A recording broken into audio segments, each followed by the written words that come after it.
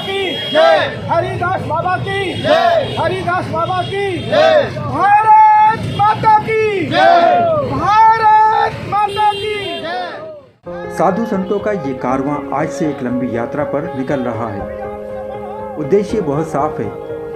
भारत देश की बड़ी नदियों में से एक यमुना नदी को गंदगी से पाक करके साफो शफाफ जो बनाना है। जी हाँ, आपने सही सुना।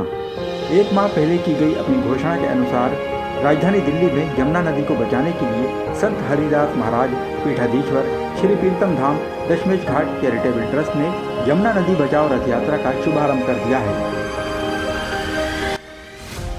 दिल्ली के विभिन्न मठों और संस्थाओं से जुड़े साधु संतों व सामाजिक कार्यकर्ताओं, मुख्य रूप से अल्लामा सैयद अब्दुल्ला तारिक साहब की संस्था work for compassion Delhi chapter के वॉलंटियर्स भी इस यात्रा में शामिल हैं। यह यात्रा आज से 40 दिनों तक दिल्ली की तमाम 70 विधानसभाओं में पहुंचेगी और लोगों को जागरूक किया जाएगा कि यमुना नदी को दूषित होने से क्यों और किस किस तरह से बचाया जा सकता है।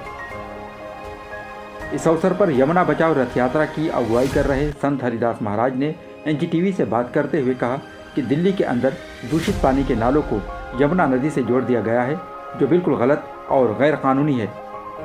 साथ ही उन्होंने यमुना नदी को दूषित करने के लिए सीधे तौर पर प्रदूषण डिपार्टमेंट पर आरोप लगाया कि यमुना को दूषित करने में मुख्य तौर पर प्रदूषण डिपार्टमेंट जिम्मेदार है।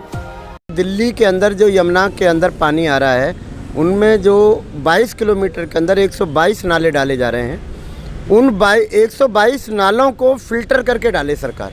और इसमें सबसे ज़्यादा जो कार्य जो सबसे ज़्यादा खराब काम कर रहा है ना, वो प्रदूषण डिपार्टमेंट कर रहा है, क्योंकि वो लाइसेंस दे देता है, कभी जाके देखता नहीं है, वर्क करता नहीं है।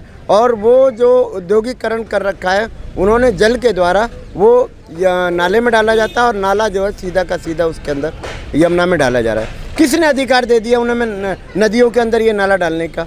मैं बस यही प्रार्थना लेके सबके सामने जा रहा हूँ कि भाई यमुना बचेगी तो जन जागरण से सरकार कुछ भी नहीं कर रही, दोनों सरकारें कुछ नहीं कर रही हैं। आपकी इस यात्रा में कौन कौन लोग शामिल है, किस तरह के कहाँ से लोग आए और NGO वगैरह से भी लोग? देखिए, इसमें जो भी NGO साथ दे रही है हमारा, जैसे वर्क है, एक दाना है, प्रीतम धाम है और मेडिसिन बाबा की है और भी हैं, लेकिन हम सबका हरि सेवा से मिशन है, हम सबका स्वागत का और भी जुड़ें, क्योंकि छोटी छोटी NGO बड़ी हो जाएंगी और जब एक बैनर तले काम होगा ना, तो सरकार को क्या सबको काम करना पड़ेगा।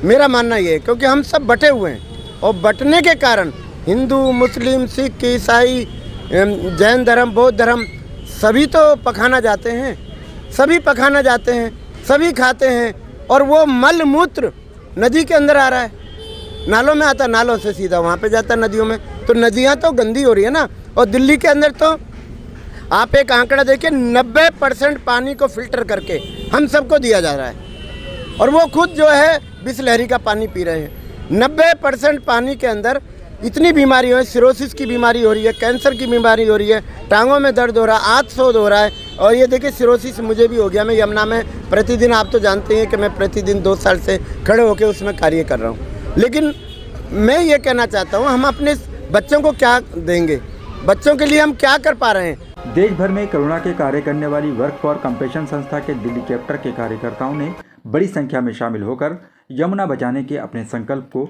दोहराया। वर्क वॉलंटियर गुफरान साजिद और विशाल ने बताया कि वे अपनी वर्क टीम के साथ इस यात्रा में शामिल हैं और यमुना को बचाने में अपना पूरा योगदान दे रहे हैं। 1 महीना पहले हमारी बात हुई थी बाबा जी से, तो इस पर उन्होंने कहा था कि हम लोग यमुना सफाई पे कर रहे हैं, एक अभियान चलाने जा रहे हैं। तो वहाँ से हम लोगों ने फैसला किया कि हम इनको पूरा समर्थन करेंगे। वर्क जो है, हर तरह का जो प्रॉब्लम होता है, कोई समाज में ऐसी ज़रूरत होती है, वहाँ हम आगे बढ़ते हैं, प्रॉब्लम के साथ सोल्यूशन देते हैं, ताकि वो चीज़ जब सोल्यूशन में आए तो ये कामयाब हो जाए। जी की ये बहुत ही अच्छी एक अभियान है, एक शुरुआत है पानी को स्वच्छ करने की। तो हमारा, जैसे पूरी दुनिया में जानते हैं कि पानी ही सबसे बड़ा स्रोत है, शरीर के अंदर भी और बाहर भी, और वही दिल्ली में सबसे ज़्यादा गंदा हो रहा है। तो बाबा जी का एक बहुत अच्छा प्रयास है और मुझे जो अच्छा लगा वर्क टीम की तरफ से भी कि बाबा जी सोल्यूशन लेके भी आए हैं कि इसका क्या हल निकल सकता है, जो कि आज से अभियान शुरू है और 1 महीने तक चलेगा।